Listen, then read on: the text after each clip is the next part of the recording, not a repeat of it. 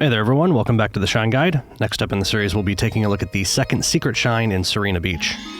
Just like the first secret shine that we just finished up collecting in our series here, the second secret shine is also going to be in a secret level inside the hotel on Serena Beach.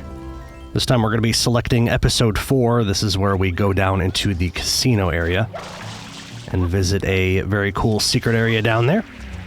So as usual, we got nothing going on outside on the beach here as I hydroplane up the stairs to reach the doorman. We'll go ahead and head on inside, and then of course we'll be heading directly down into the casino area by crossing over to this door over here. Once we actually get down into the casino, we'll have to play the games again in order to open up the path to the secret area. This is sort of a review of what we did in episode 4, of course. Now again, these two games are different. They're both slot machine games, of course, but the one on the left, you have control over the individual reels. You can spray the individual wheels and then advance them one at a time. And of course, we're trying to get 3 sevens, and it looks like I'm trying to be cute here by like bouncing back and forth between the two games. It doesn't look like I was saving a whole lot of time there, so I'm glad I didn't do that for too much longer. Being very careful not to, or try not to hit the left and right hand wheels there, because I already had the sevens there. And then again, coming on over here to the right-hand game, this one's more of I guess a normal slot machine where you just play the entire thing every time you hit it with water. Like I said, luckily this doesn't usually take too long for me.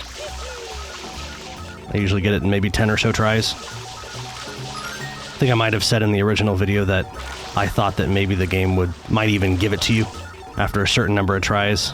Not so sure about that, now that I think about it, but we will eventually get this. Stick with me here. Bear with me, I apologize. It's literally RNG, I have no control over it. I think past me thought I had it there for a second. I saw that 7 hit and I started making my way to the warp pipe that's about to show up. After this, of course, we've got that one last game to play where there's a big old panel of all those tiles and we have to flip them all over to the right side, and it's really sort of annoying because you're not super accurate with flood, right? I mean, one, you don't like have crosshairs or anything, and in addition to that, water sort of like sprays off to the side every once in a while. So I went ahead and did that flood burst move. Got quite a few of them flipped over to the right side immediately, and then I kind of get to try to be as careful as I can to not flip over the ones that are already correct. And yes, sometimes they just spin out of control, just out of nowhere. Kind of wonder if there might be a better way to do this. I'm watching myself shoot and then stop and shoot and then stop. What's funny about that though is if water's gonna sort of like spray off to the side, it's usually when you start shooting.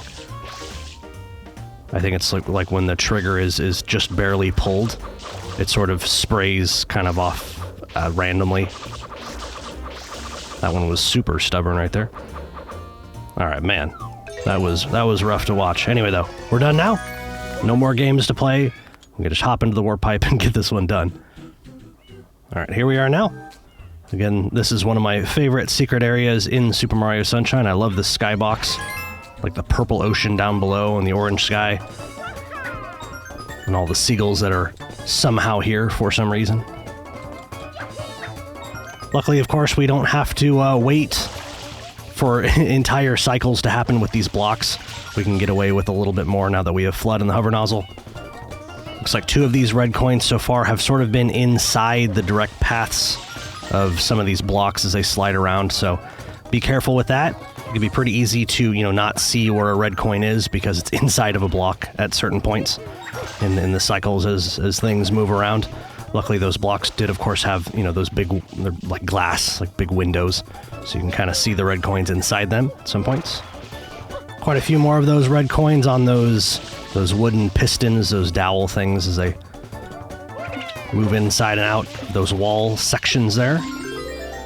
And that last red coin was quite high up. Looks like I had to do a fancy jump in order to reach that one. I'm sure a side somersault or a spin jump would get you there.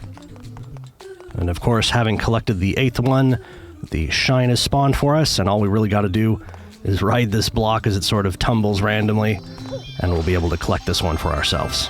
In any case, that's how I get that shine. Thanks so much for watching, and I'll see you in the next one.